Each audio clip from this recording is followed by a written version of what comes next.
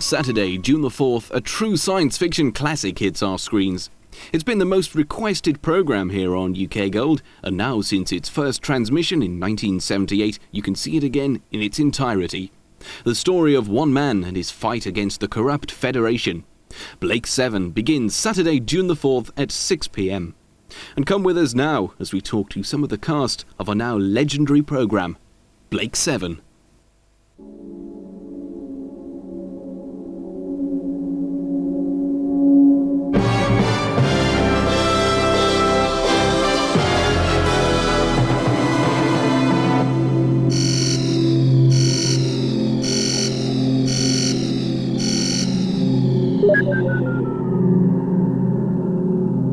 I think Blake 7 became very popular because, again, it was very black and white in its morals, its attitudes. It was goody versus baddie in simplistic terms. I also then think on top of that, we did actually have some very good actors in it, not just the 7, but some of the guest actors. And I think they put levels onto it, which weren't even necessarily there in the writing. Veer Lorimer, one of our directors, he said, "Oh, it's cowboys in space," which sort of space opera as opposed to soap opera. One of the interesting things about Blake 7 was that with the whole series, by definition of being science fiction, being to a certain extent fantasy and detached from reality, what we tried to do was to put into it 7 very real people with feelings and emotions which people could identify with. With our speed, we'll probably outrun them, this time. But they'll keep coming, pushing us, tracking us. They'll never give up. Nor will we. When we can handle this ship properly, we'll stop running. Then we'll fight. Blake's attitude to Servalan was that as the head of the arch enemy, she was the one driving force that had to be destroyed. Servalan occupied a position of power, great power, at a time when women weren't doing that nearly as much.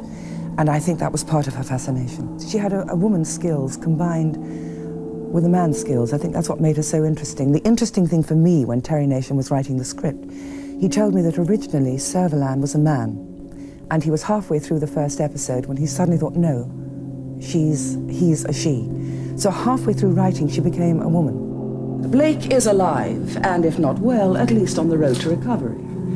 More important, he is my prisoner. Naturally, I wouldn't expect you to take my word for it, so you may see him and talk to him. I already have. What? Servalan was more intelligent than a lot of them put together. She's the only one that didn't get blown up. On screen, yes, there were conflicts, obviously, between Blake and Avon.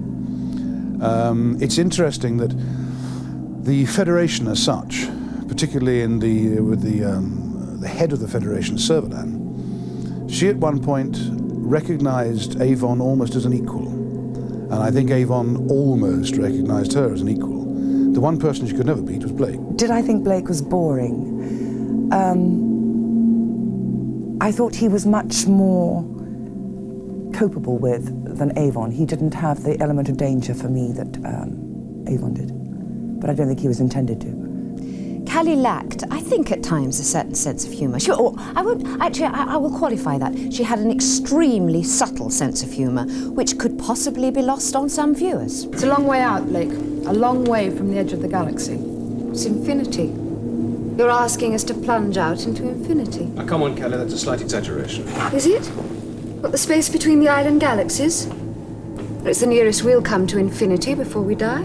Avon felt he was a danger to Blake. Blake didn't feel Avon was a danger to him. Blake was the only one that knew how to handle Avon, and the way to handle Avon was railroad him, threaten him, make him frightened. He could be very, very, very clever with all his witchery and jiggery pokery and all this sort of thing, with computers and goodness knows what else. But Avon never actually had the guts to lead. And that's an area which Blake knew very well and again exploited. The one that I always feel was very sad they wrote out so quickly was Gan, with the limiter in his head. It was embedded into Gan's skull, which took quite a lot of time in makeup, sticking this little piece of transistor to my head with glue and tape, and I've still got it somewhere. It was presented to me. Good. That's much better. Yes, there it is. There's the limiter implant. You can see it quite clearly. Is there a fault? I'm not sure. That section seems to be burned out. That could cause a conductivity loss. Would that account for what's happening to him? It's not my field, but if I'm right, then the limiter is feeding scrambled impulses into his brain. Can it be corrected? You've got to get into this first. I firmly believe that when you've got a group of people working together and they're enjoying what they're doing, given that the scripts are reasonable and the idea is a good one, then I think that I like to believe that comes through to the audience. And we did enjoy doing it, very much indeed. We had a lot of laughs. I don't know what people will think when they see it for the first time on UK Gold. I hope that they will really enjoy it.